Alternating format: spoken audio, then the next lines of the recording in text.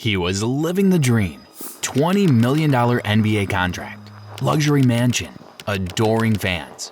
But on October 15, 2025, FBI agents kicked down his door and arrested him for helping the Mafia steal $7 million. But here's what doesn't make sense. Why would a millionaire NBA star risk everything to help criminals? And how did they pull off one of the most sophisticated gambling scams in history using technology that sounds like science fiction? The first answer will shock you. The second answer, well, that's what destroyed his life forever. This is the true story of Operation Royal Flush, and it starts with a simple poker game that was anything but simple. Picture this.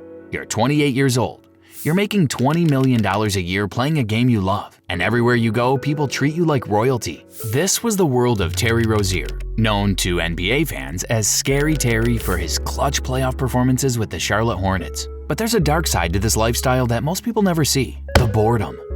When you have unlimited money and unlimited free time, normal entertainment becomes meaningless. You start looking for bigger thrills. For Rozier, that thrill was gambling. It started innocently, friendly poker games with teammates, small bets on golf. But Rozier had a fatal flaw. He hated losing more than he loved winning. When he started losing consistently in high-stakes poker games, Rozier didn't walk away. He doubled down. But Rozier wasn't just losing to random players. He was being watched by Vincent "the Fish" Asaro, a member of the Bonanno crime family who had spent 15 years developing what he called the perfect game. Asaro had been monitoring high-stakes poker games across the country, looking for wealthy players with three specific characteristics: big egos, bigger bank accounts, and losses that suggested desperation. Rozier checked every box. But Asaro's plan wasn't just to cheat Rozier. He wanted to recruit him. He had the perfect accomplice: Damon Jones, a former NBA champion with the Miami Heat who had credibility, connections, and his own financial pressures. When Asaro approached Jones, he didn't present it as a criminal scheme. He presented it as a business opportunity. "We're not stealing from casinos," Asaro told Jones. "We're taking money from rich guys who can afford to lose it." The rationalization was perfect. Jones could tell himself he wasn't a criminal, just a businessman with an edge. But here's what makes this story truly terrifying. What happened to Terry Rozier could happen to anyone. Think about it. You're successful, you have money, you think you're smart enough to handle anything. Then someone you respect offers you what seems like a harmless advantage. Just a small edge. Nothing really illegal, just better information. By the time you realize you've crossed the line, it's too late to go back. That's exactly what happened to Terry Rozier. And if you think you're too smart to fall for it, you're probably the perfect target.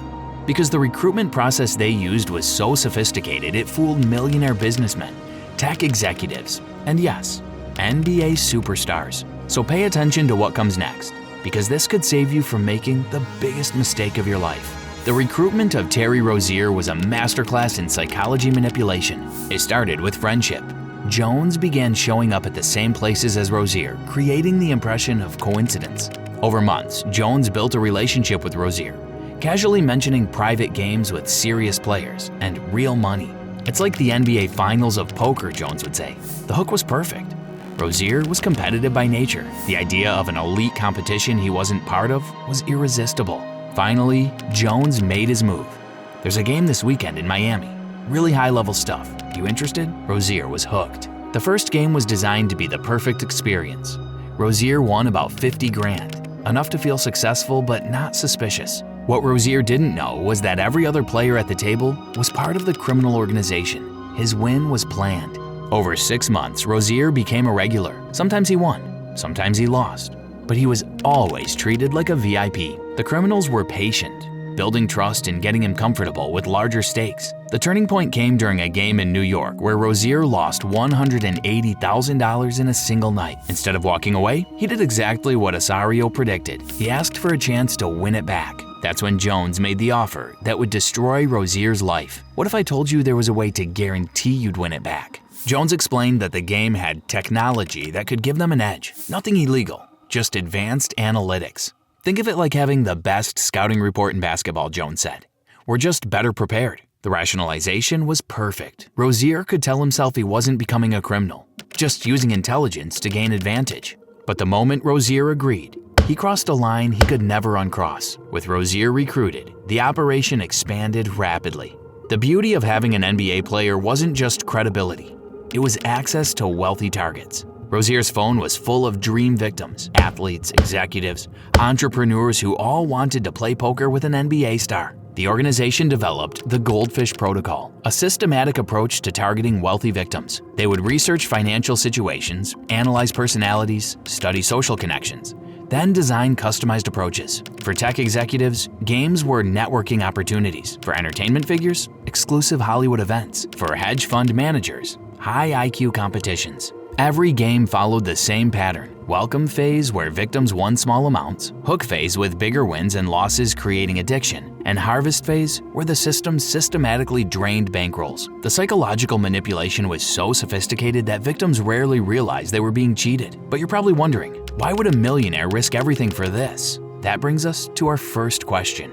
Remember our first question, why would a millionaire NBA star risk everything to help criminals? The answer isn't greed, it's psychology. Terry Rozier didn't decide to become a criminal. He was systematically manipulated using techniques studied by intelligence agencies. The process started with normalization, gradually moving boundaries of what seemed acceptable. First, legitimate games where he won money, then higher stakes, then insider information. Nothing illegal, just smart betting. Each step seemed reasonable. Each was just a small deviation from the previous one. By the time Rozier realized he was actually cheating, backing out seemed impossible. But there was something else. Financial pressure. Even with his $20 million salary, Rozier was spending more than he earned. Luxury cars, jewelry, homes, and spiraling gambling losses. The criminals weren't just offering wins, they were offering a solution to his financial problems. But the most powerful tool was shame. Rozier was embarrassed about his losses. He couldn't tell family, teammates, or advisors how deep in debt he was. The criminals offered a way to win back losses without anyone knowing. "This stays between us," Asaro would assure him. "No one has to know you are struggling."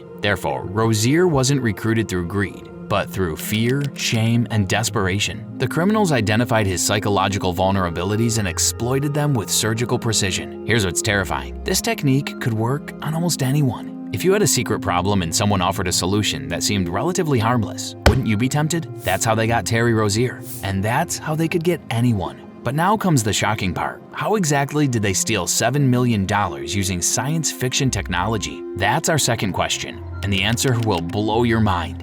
The technology Asaro's organization developed was revolutionary. Playing cards were treated with a chemical compound invisible to the naked eye, but visible under specific infrared wavelengths. Hidden cameras beneath the poker table's felt could detect these wavelengths, seeing the actual face of each card while players saw normal backs. But that was just the beginning. The shuffling machines were connected to artificial intelligence that analyzed every player's style, who was aggressive, conservative, who folded under pressure. The AI would arrange cards to create the most profitable situations. Want Rozier to win big? Give him pocket aces. Give his opponent pocket kings. Rozier wins, but the opponent doesn't feel cheated because kings is a hand you play. Want Rozier to lose to avoid suspicion? Give him ace-king against pocket aces.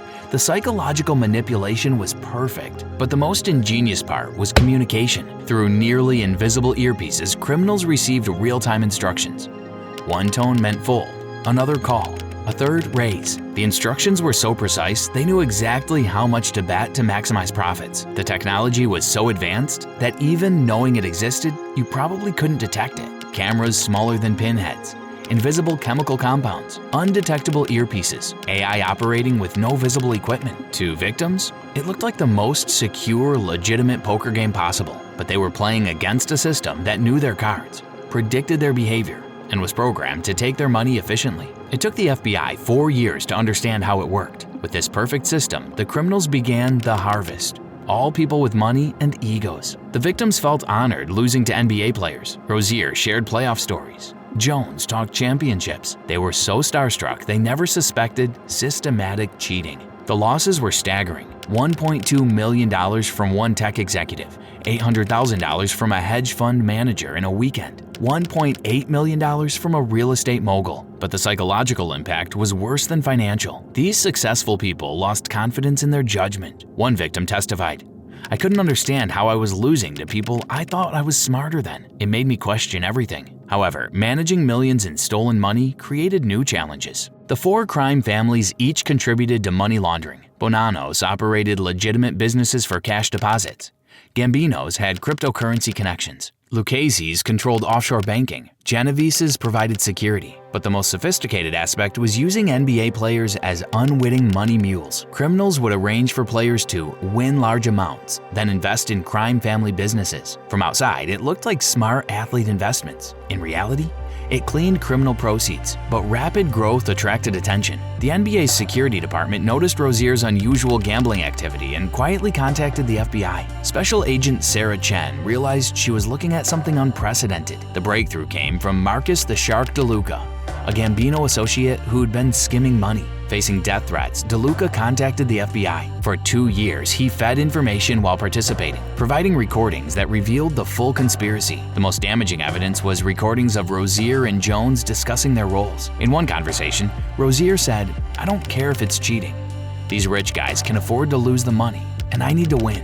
The investigation took 4 years, documenting over 200 games, thousands of hours of conversations, and $50 million in transactions. By October 2025, the FBI had evidence against 34 defendants. At 7:23 a.m. on October 15th, coordinated takedowns began. In Charlotte, agents stormed Rozier's mansion. As he was handcuffed, he kept saying, "I'm an NBA player, I'm not a criminal." In Miami, Jones was arrested at his waterfront home. In New York, Asaro was taken at his Brooklyn social club. By day's end, 34 people were in custody. The FBI seized $15 million in cash, luxury vehicles, real estate, and sophisticated equipment, including facial recognition software and biometric sensors. Text messages on Rozier's devices revealed his active recruitment role. "The fish are biting tonight. Should be a good payday. These guys have no idea what's coming. It's like taking candy from babies." Operation Royal Flush had succeeded in dismantling one of the most sophisticated criminal enterprises in history. The trials were unprecedented. 34 defendants, hundreds of charges, evidence from AI-powered devices to organized crime recordings. Terry Rozier became the star witness, cooperating with the government. "We weren't just stealing money," he testified. "We were destroying lives.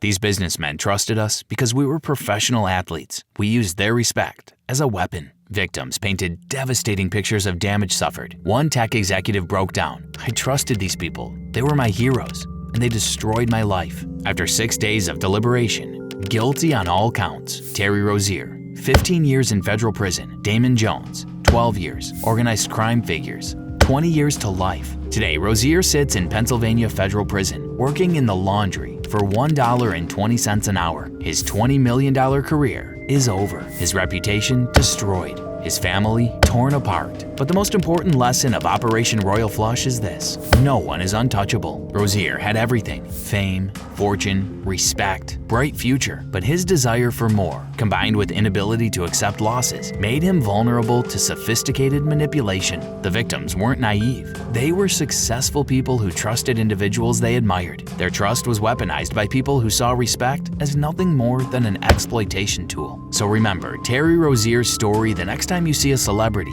athlete, or anyone in power, because Operation Royal Flush proved that everyone, no matter how successful, wealthy, or famous, can fall. The only question is, will you see it coming in time?